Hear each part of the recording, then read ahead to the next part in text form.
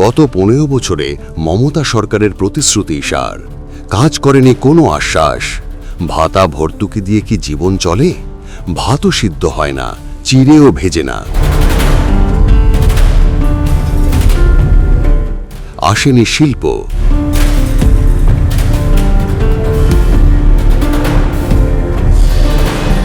রাজ্যের মেধাদের তাই দিতে হয় ভিন রাজ্যে পাড়ি।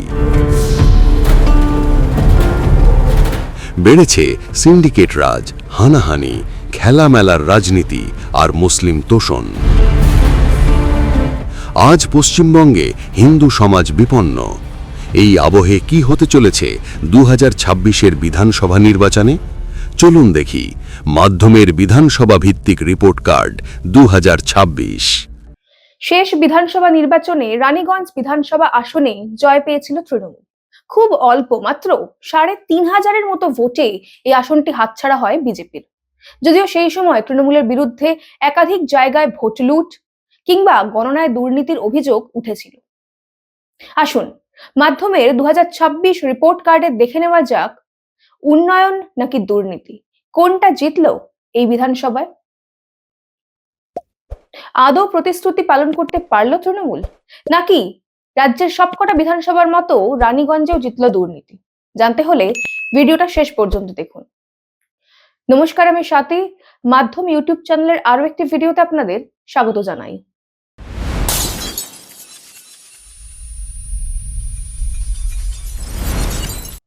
রানীগঞ্জ বিধানসভার মোট ভোটার 2,57,785 জন।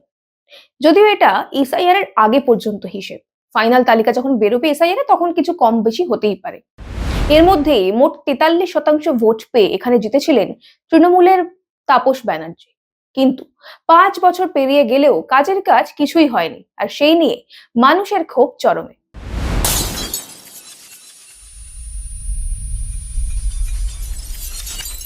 তা কি কি ক্ষোভ রয়েছে এলাকার মানুষদের?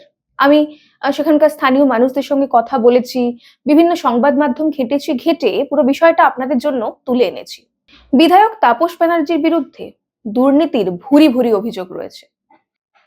আসানসোল দুর্গাপুর ডেভেলপমেন্ট অথরিটির চেয়ারম্যান থাকাকালীন একাধিক দুর্নীতির অভিযোগ ছিল তার বিরুদ্ধে।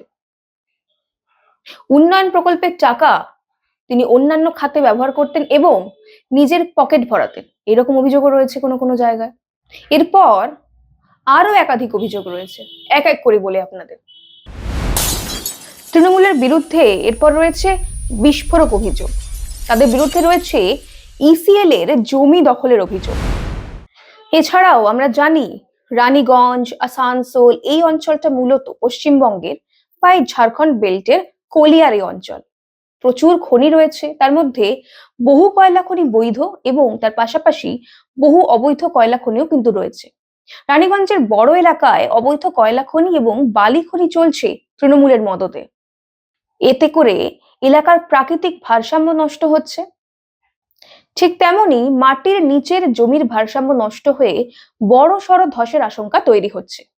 কয়লা ও বালি দুর্নীতিতে এলাকার অর্থনৈতিক পরিকাঠামো ভেঙে যাচ্ছে।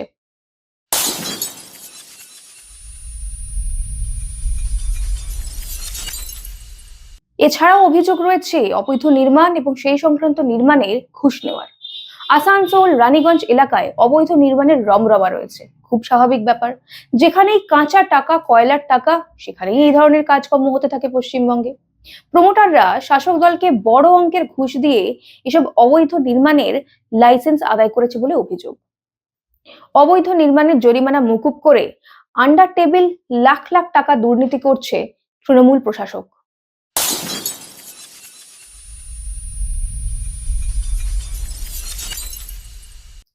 দু সালে এই অঞ্চলে সাম্প্রদায়িক হিংসার ঘটনা ঘটেছিল, যা আটকাতে পারেনি স্থানীয় প্রশাসন। প্রচুর ঘরবাড়ি সেই সময় জ্বলে গিয়েছিল, প্রচুর মানুষের ক্ষতি হয়েছিল।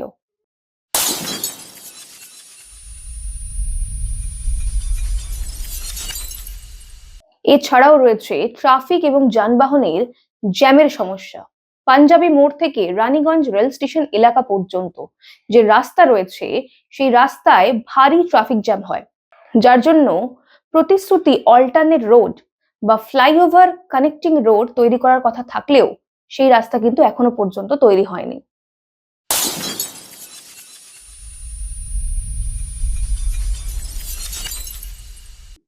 এছাড়াও রয়েছে পানীয় জলের সমস্যা। রানীগঞ্জের অনেক ওয়ার্ডে পানীয় জলের অবস্থা অত্যন্ত শোচনীয়। সেই জল অস্বাস্থ্যকর এবং যে জল আসে তাও এলাকাবাসীর জন্য পর্যাপ্ত নয়, যা দৈনন্দিন জীবনকে কষ্টকর করে তুলেছে।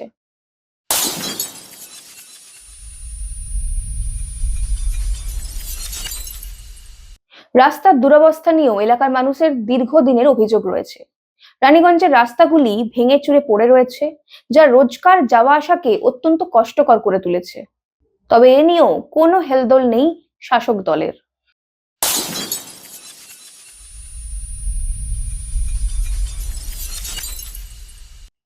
গোটা পশ্চিমবঙ্গের মতনই রানীগঞ্জেও শিক্ষার বেহাল অবস্থা।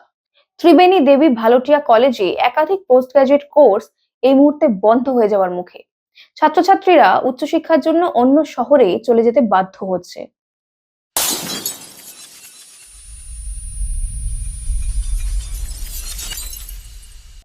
এছাড়াও রয়েছে স্যানিটেশনের সমস্যা। যথাযথ বর্জ্য ব্যবস্থাপনার অভাবে রানীগঞ্জের বিভিন্ন জায়গা আবর্জনা স্তূপ হয়ে যাচ্ছে, যা জনস্বাস্থ্যের ঝুঁকি বাড়াচ্ছে। এছাড়াও ঢাকঢোল পিটিয়ে ঘোষণা করা নাইট শেল্টার অকেজো হয়ে পড়ে রয়েছে।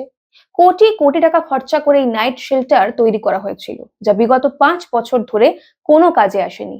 ফলে গৃহহীনরা শীতকালেও রাস্তায় শুতে বাধ্য হচ্ছেন। অনেক টাকা খরচা দেখিয়ে তৈরি করা হয়েছিল ইকো পার্ক, সেই ইকো পার্কও বর্তমানে পরিত্যক্ত অবস্থায়। টিএমসি সরকারের 1 কোটি টাকা বাজেটের এই যে ইকো পার্ক তৈরি করেছিল, সেই প্রকল্পে মাত্র 10 লক্ষ টাকা খরচা করে একটা গেট বসিয়ে দেওয়া হয়েছে এবং তার উপরে একটা লিখে দেওয়া হয়েছে ইকো পার্ক। বাকি অংশ পরিত্যক্ত হয়ে পড়ে রয়েছে। কোথায় গেল বাকি 90 লক্ষ টাকা? প্রশ্ন তুলছেন সাধারণ মানুষ। তাই শুধু সমস্যা নিয়ে আর আলোচনা নয়, কারণ রানীগঞ্জের মানুষ শুধু পরিত্রাণ নয়, তারা অন্যায় এবং দুর্নীতির নাগপাশ থেকে পরিবর্তন চাইছে। সরকার পরিবর্তনের দাবিতে মানুষের ক্ষোভ বিক্ষোভ বাড়ছে। তারা চাইছেন ভোট দিয়ে 2026 সালে এই অকর্মণ্য অকেজো দুর্নীতিপরায়ণ সরকারকে উপড়ে ফেলে দিতে। আপনাদের কি মনে হয়, রানীগঞ্জ বিধানসভায় কি এবারে তৃণমূল সরকার পরাজিত হবে? জানান আমাদের কমেন্ট করে। আজ এই পর্যন্তই, দেখা হবে পরের একটি ভিডিওতে। ততক্ষণ পর্যন্ত সঙ্গে থাকুন, দেখতে থাকুন মাধ্যম। भारत की आत्मा बसती है गांवों में और इन गांवों की शान है हमारा जनजातीय समाज। प्रधानमंत्री श्री नरेंद्र मोदी जी और मुख्यमंत्री श्री मोहन यादव जी के नेतृत्व में मध्य प्रदेश सरकार ने लिया है संकल्प सबका साथ, सबका विकास और सबका विश्वास। धरती आबा जनजातीय ग्राम उत्कर्ष अभियान ने जनजातीय अंचलों में विकास की गंगा बहाई है। प्रधानमंत्री जनमन योजना अंतर्गत ग्रामीण आवास, सड़कें, शिक्षा और बिजली सब कुछ तेजी से पहुंच रहा है गांव-गांव। 21 जिलों में 66 मोबाइल मेडिकल यूनिट से स्वास्थ्य सेवाएं अब पहुंच रही हैं दूरस्थ अंचलों तक। जनजातीय मेहनतकश भाइयों बहनों को मिला है उनके श्रम का उचित सम्मान। 30 लाख तेंदुपत्ता संग्राहकों को 115 करोड़ रुपए की बोनस राशि और मानदेय 3000 से बढ़ाकर 4000 रुपए प्रति बोरा। ये है गरीब कल्याण और सम्मानजनक जीवन की नई दिशा। नए भारत का सपना तभी पूरा होगा जब युवा सशक्त होंगे। इसलिए UPSC, PSC, GATE, NEET, JEE और क्लैट जैसी प्रतियोगी परीक्षाओं के लिए दी जा रही है निशुल्क कोचिंग।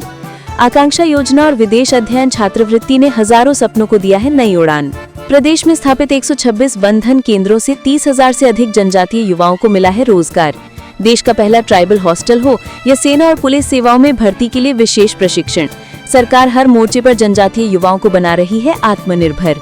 माननीय प्रधानमंत्री नरेंद्र मोदी जी के आदिवासी गौरव के संकल्प और मुख्यमंत्री मोहन यादव जी के अथक प्रयासों से आज मध्य प्रदेश का जनजातीय समाज शिक्षा, स्वास्थ्य, रोजगार और सांस्कृतिक संरक्षण हर क्षेत्र में आगे बढ़ रहा है। मध्य प्रदेश सरकार का विश्वास है जब जनजातीय समाज आगे बढ़ेगा तभी प्रदेश और देश आत्मनिर्भर भारत के सपने को साकार करेगा। सबके साथ सबका विकास, यही है आत्मनिर्भर मध्य प्रदेश का संकल्प।